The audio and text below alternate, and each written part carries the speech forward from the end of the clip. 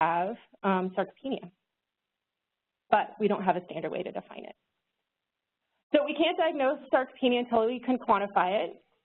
And here's the earliest operational definition of sarcopenia that I could find, and this was developed by Baumgartner in a study of older adults in New Mexico. And it's defined as appendicular lean mass at the top divided by height squared. And anyone who had a value that was 2 standard deviations below a young normal adult mean was defined to have sarcopenia.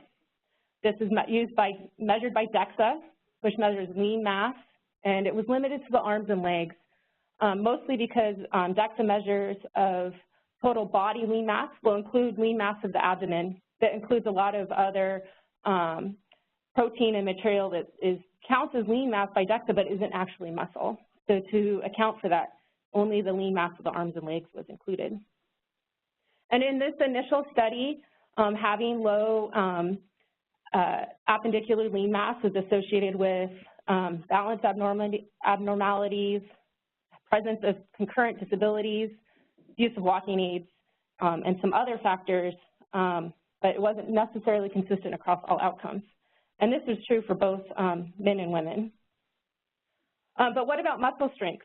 I said earlier that sarcopenia is a syndrome. It includes a bunch of different measures. So here's some data from the Health ABC study. This is similar to slides that Dr. Ferrucci showed earlier. This shows the decline of leg lean mass by DEXA. And here's the decline in leg lean strength. And you'll see there's a disconnect here that leg strength is lost much more quickly than leg lean mass, and this is true across both genders and between blacks and whites. Dr. Ferrucci also mentioned that there was a disconnect between muscle mass and strength and intervention studies. A number of studies have shown that despite a loss of weight and a concurrent loss in lean mass, there was no loss of strength. This is true in both a study of knee OA and also a randomized trial of that included resistance training and diabetes medication. And several pharmacologic agents to increase strength have been shown to increase lean mass. This is a selective androgen receptor modulator. And you'll see that although there were big increases in lean mass with treatment, the increases in strength by leg press weren't significantly different between the treatment groups. We also know from lots of studies in older adults that gait speed, a composite measure of function, is strongly related to mortality. A large pooled data analysis that shows just results in men show that each little bit slower you walk is associated with a reduced survival. And again, a different data set than Luigi showed earlier. Here data from Mr. Ross. It's a large observational study of older adults. These are men separated by quintiles of walking speed. These are the slowest men. They're walking 1 meter per second or slower. This isn't a super frankly disabled speed. They're just a little slow, but you'll see they have a strongly lower likelihood of surviving.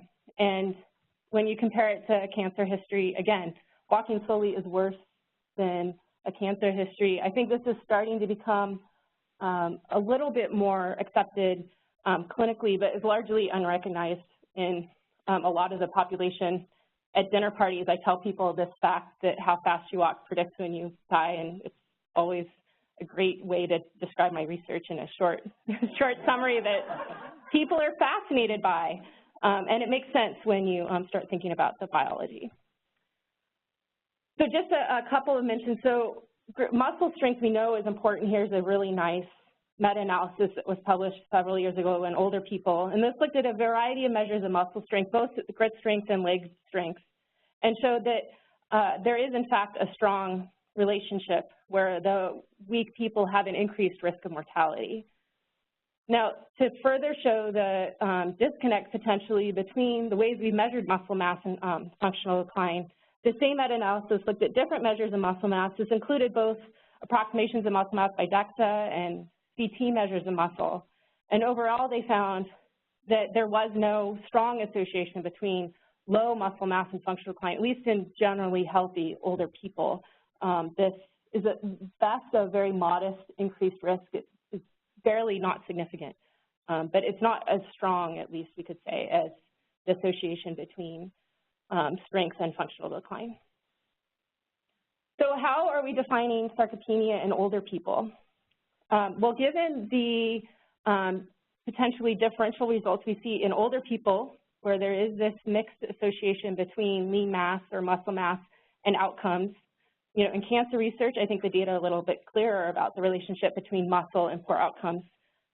A number of consensus groups have included, and rightfully so, measures of both muscle or lean mass and strength and performance. So here's an example of one consensus definition that included 3 components: low muscle mass, low muscle strength, and poor performance. Muscle strength is usually measured as grip strength because it's operationally easier to measure and is correlated with strength at other muscle groups. And physical performance, which is usually measured as gait speed. Another consensus definition, the International Working Group, has a very similar rationale for their definition of sarcopenia, in that they suggest that people measure gait speed and then subsequently measure how much muscle they have and potentially also add grip strength to their measure. So both of these two leading consensus definitions were based mostly on expert opinion. You know, the experts on these panels know the literature and they understand that lean mass alone, at least in older adults, is probably not the only predictive factor of decline. So they included grip strength and walking speed, at least generally in their statements. But the limitations of these and the many other consensus statements that have been published is that they don't complete any analyses simultaneously to making their decisions. So there's no meta-analysis and there's individual level analysis, and the criteria for that reason are somewhat equivocal because they don't know the sensitivity, specificity, or how these definitions might be associated with outcomes. So for that reason, Stephanie Studinsky led the Foundation for the NIH Sarcopenia Project. My group served as the analysis center for this. And the Foundation for the NIH sponsored this. Allows for public-private sponsorship of projects. And this was a large collaborative effort of many of the large cohort studies of older adults, included data from studies of men like Mr. Ross and women like SOF, Health ABC, which Tammy spoke about earlier, Framingham, a large heart study that also has measures of related to aging, and several other smaller studies and clinical trials. And it, in all told, included data from more than 26,000 older men and women. And we followed a certain clinical paradigm when analyzing these data. So we imagine that a definition of sarcopenia would be most important when a patient presents with poor physical function, which we conceptualized as poor walking speed. We then wanted to identify what level of weakness was associated with poor physical function, and amongst participants, which level of low muscle mass or low lean mass was associated with weakness, with the idea that we'd identify a subset of people who had weakness because their muscle mass was low. And from the many steps of data analysis that I'll describe in a minute, we came up with several recommendations for quantifying both weakness and low lean body mass, either adjusted for BMI or alone.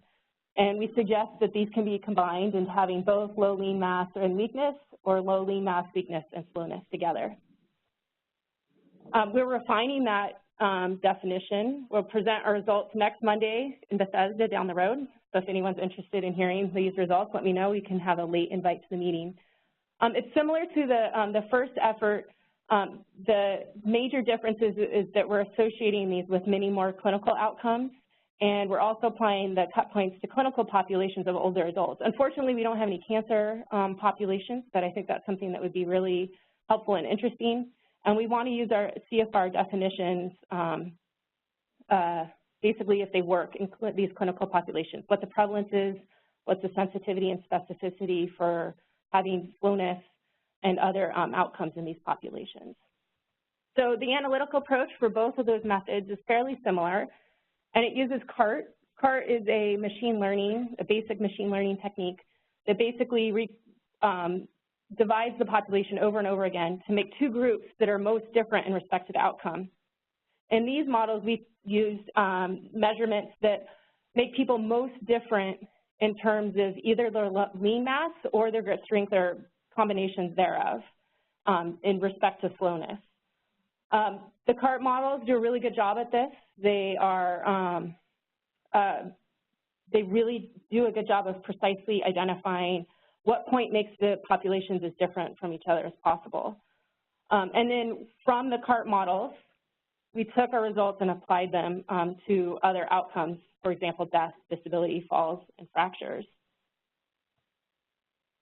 So now just a couple of challenges. As I said, CART optimizes the difference between subsets of the population. So we identify one group who's very slow and one group who's faster. But the challenge is that CART doesn't do everything. It doesn't optimize the prevalence. So CART might identify a cut point that says half is slow and half is fast. But we wouldn't necessarily want our definition to identify half of the population. You can't set CART to say, I want to identify 10% of the population. CART tells you which groups, how to divide the cohort or the data set. It also doesn't necessarily optimize sensitivity and specificity for all applications. So in some cases, if you wanted to do a very large screening test that you'd evaluate all participants or all patients for further intensive diagnostics, you may have a different sensitivity than if you wanted to identify people for a very costly and expensive intervention. And CART won't do this, so this is why we need to further evaluate our models. CART also doesn't consider confounding. So CART is ideal for a prediction model because confounding isn't as important. You don't care about causality when you're using CART. But when you are identifying causality, confounding must be eliminated, so further steps must be used after the CART models. And one of the questions I had was, well, what can we learn from pooled data? And one of the challenges is pooled data are only as good as, quote, the worst data set. And that doesn't mean that the data were collected poorly. They just may not have been collected precisely for the definition that you want to, or the reasons that you want to analyze them.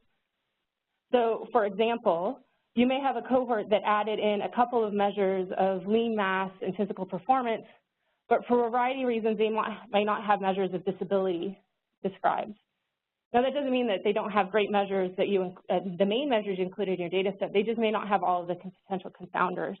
I think this is something that will probably happen if there's a pooled analysis in several of these clinical data sets that are used in cancer research, and that you'll have precise measures from the CT of muscle size, for example, but you may not have all the comorbidity information in that same clinical population. And that would make it difficult to adjust for the level of comorbidity, for example, that Luigi mentioned earlier as a potential confounder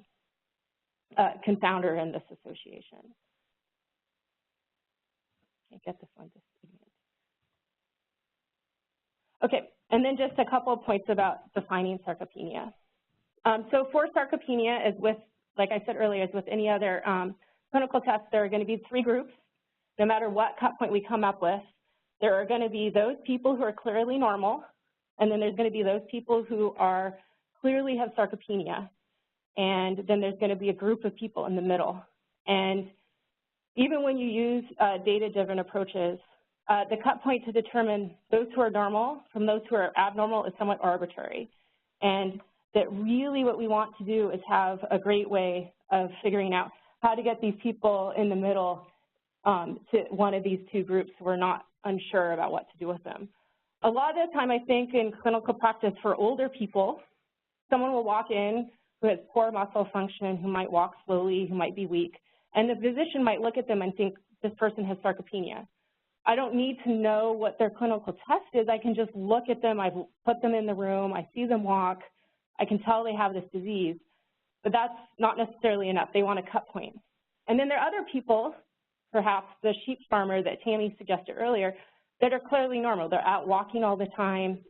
They come into clinic. They present normally. That's fine. It's the people in between that might benefit from treatment that we're challenged to identify. And I don't know that just a data-driven approach would be the only answer, but it might help.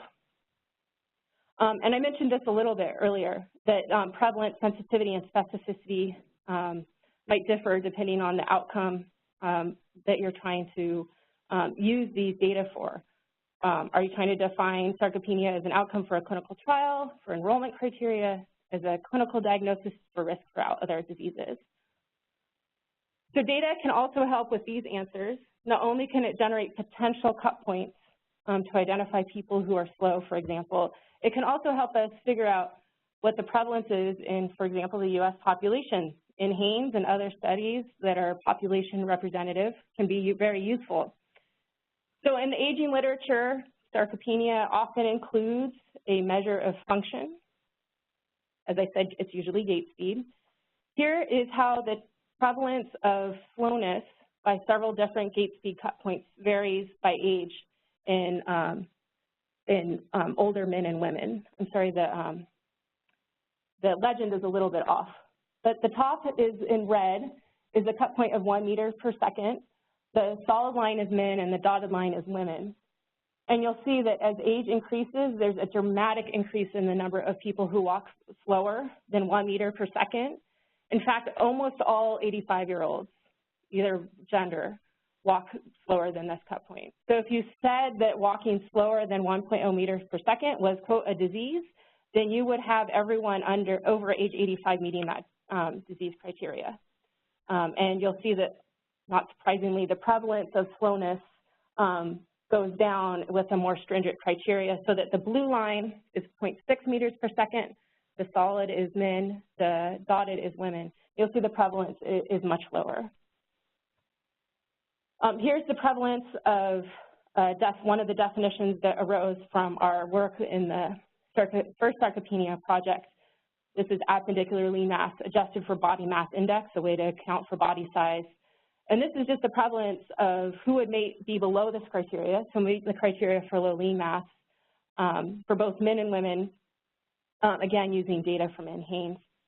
And you'll see that the prevalence increases with age. It's not quite as dramatic as the increased prevalence with walking speed, but at least for women who are over 80, almost 60% would meet this criteria.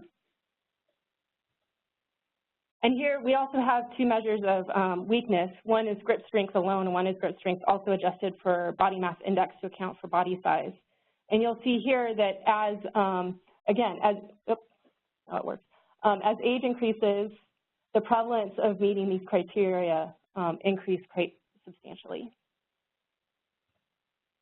So just a mention about sarcopenia and outcomes. So there are a lot of papers that have looked at sarcopenia and its relationship to outcomes in generally healthy older adults. And here's a subset of our data from the Mr. Ross study. All of the measures of sarcopenia, a simple measure that considers just lean mass, or measures that include physical performance, tend to be associated with mortality. This is just adjusted for age and no other potential confounders. But the change in the C statistics when compared to a very simple model that includes age tend to be very modest. And what this tells us is that that group of people in the middle, the indeterminate group, that knowing if they have sarcopenia doesn't necessarily help us reclassify risk. So I think more work needs to be done for us to identify, take not just the people who we know are old and have poor physical function, but to really identify people who have indeterminate risk initially and measure the muscle or the muscle function and how it's associated with these outcomes. So overall, I think our current data-driven approaches will help us. They will help us determine associations with outcomes, and I think that we can also quantify the prevalence, sensitivity, and specificity. And ideally, we should know this information before strong recommendations are made to apply in clinical use. However, there's some outstanding issues that simple observational studies can never address, and that is resulting causality.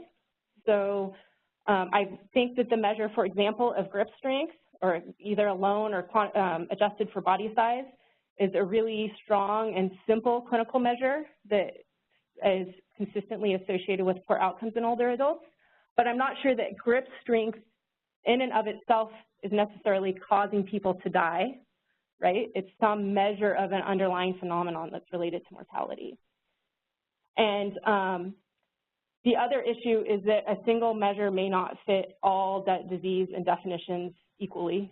So it may be that a measure of sarcopenia in older people may or may not apply to the cancer field, and that's something I think that data will help resolve. As we make progress in the aging field, we'll be able to provide some hypotheses that could be tested in this field.